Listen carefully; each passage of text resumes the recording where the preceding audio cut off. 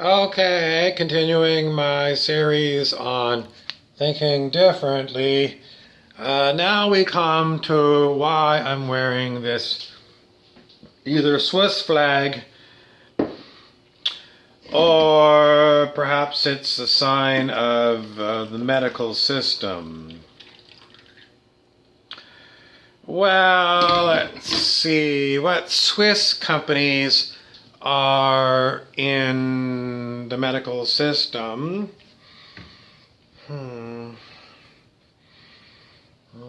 Swiss are really known for chocolate and watchmaking, clockmaking.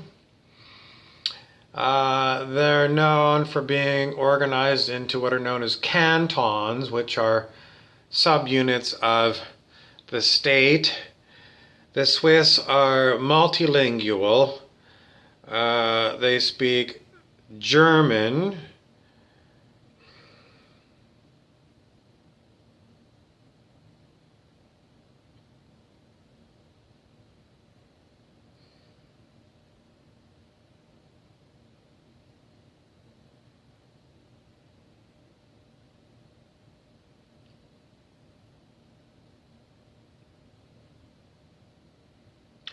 I'm drawing a blank.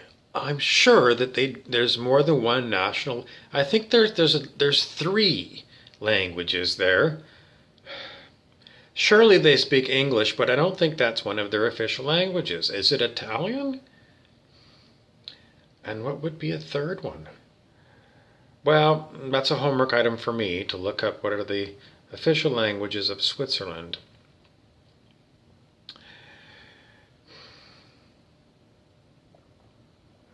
Maybe I'm wrong. Maybe it's German.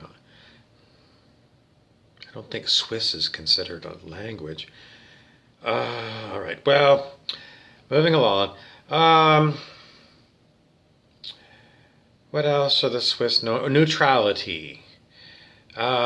Strict neutrality. The Swiss. So they were not belligerents during the First World War or the Second World War. I don't know how far back in history you have to go to find where the Swiss were actually warring with another state.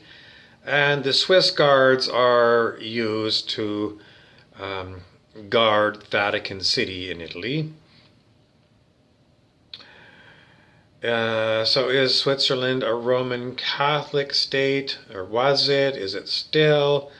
Why would they use Swiss guards? Well, the thing is that Lutheranism, Martin Luther was a German, and which is right next to Switzerland. So did they have some Protestant Reformation in Switzerland? I don't know enough about Swiss history to tell you. It's a curiosity. The Red Cross, why did the Swiss adopt the Red Cross? Or did the Red Cross adopt the Swiss Red Cross for them? Does it go back to the Knights Templar?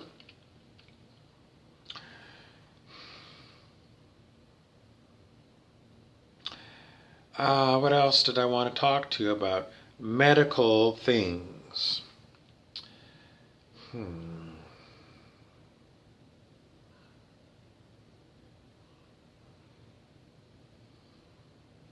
The Swiss have a standing army.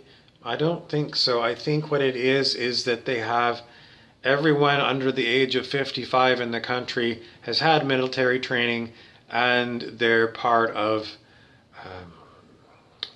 the army. Maybe it's like considered a militia. Maybe they do have some permanent members of a standing army, but it seems to me that up to age 55 you can be part of the reserves.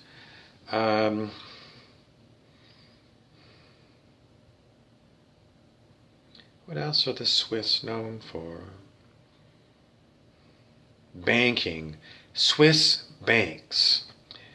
So the history of the world is that if you have your money locked away in Switzerland, it is perhaps as safe as you can get. not as safe as it once was. At one point there was complete bank secrecy, and at least they report that it's not as secretive as it once was. So that's why, places like the Cayman Islands and the Caribbean became more popular, because they had more lax banking rules. But, if you're looking for a safety deposit box, you can fly to Switzerland and put your titles to vast tracts of Russian land there. I mention that because there was some novel that I read where it was a Russian whose family had, before the Russian Revolution of 1917 that brought the communists to power, the family owned vast tracts of land in Russia. So they were an aristocratic family, and now this person worked for the Soviet government, and he did manage to get to Switzerland, and he went into his family's bank, and he had access to the numbered account, and they brought him up a box from the safe, and in it he saw there was paper titles to vast tracts of land, and that's exact quote from the book. I'm not sure if it was a Frederick Forsyth book. It might have been. He was known for thrillers. But that just goes to show you that in revolutionary times, everything you own can be stripped from you. And later on, the historical documentation says that, you have title to this land, but you don't anymore. So it becomes, what could have been if they hadn't had the Russian Revolution. My family could have been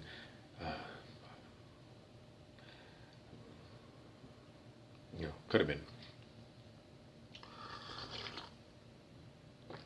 So, what else do we want to talk about when it comes to this Red Cross? That's all I want to bring up right now.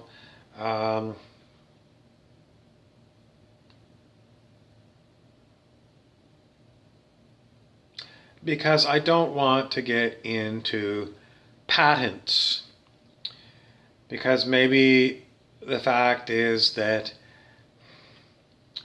the patents on drugs allow big pharmaceutical companies to charge outrageous prices for their drugs. And then when the patent protection comes off,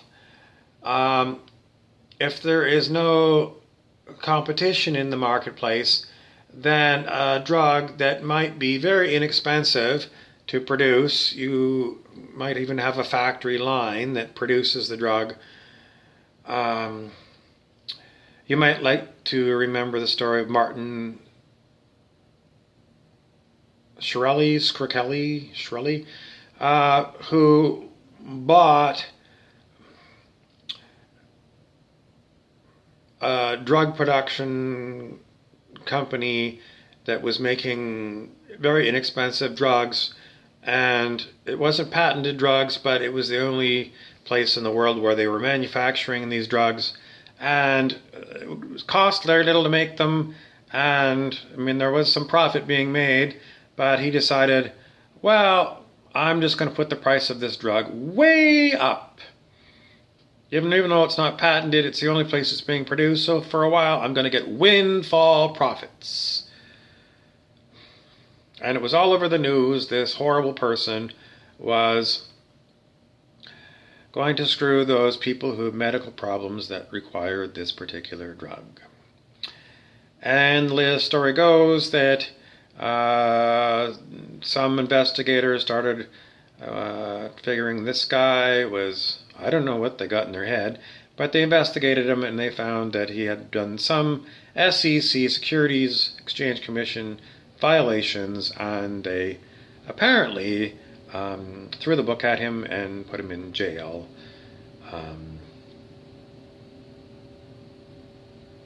So what does that mean? Well, if you rely upon medications, you can be held over a barrel by windfall profiteers.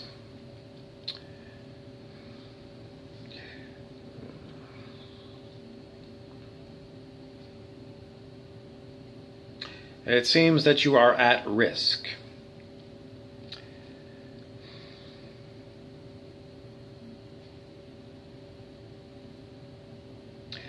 So, is it disgusting that there are people who are willing to take advantage of people who are in rough straits?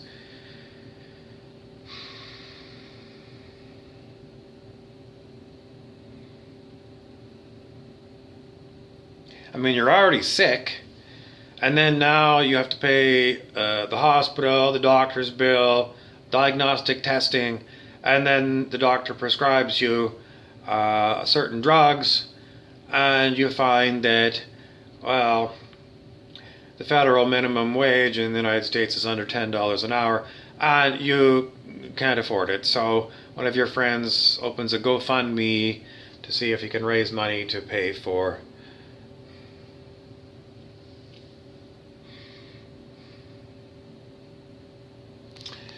thinking differently. Well, it's just that I see this as a huge problem. It's a humanity problem. Allowing Martin Scrivelli to own a company that can, without any regulations whatsoever, raise the price of a medically necessary drug that someone's life depends upon, so that Scrivelli can make windfall profits, it's inhumane.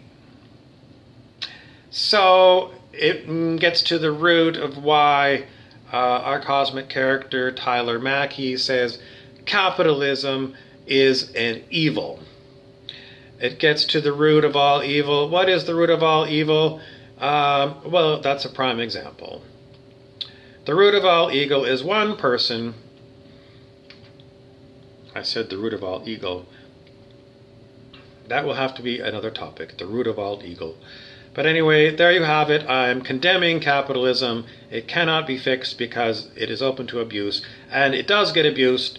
You can look also into the lying done by the lawyer for Merck over the hepatitis C drug Sovaldi in their lawsuit with Gilead Pharmaceuticals. Merck lied. Their lawyer lied, and they were found out.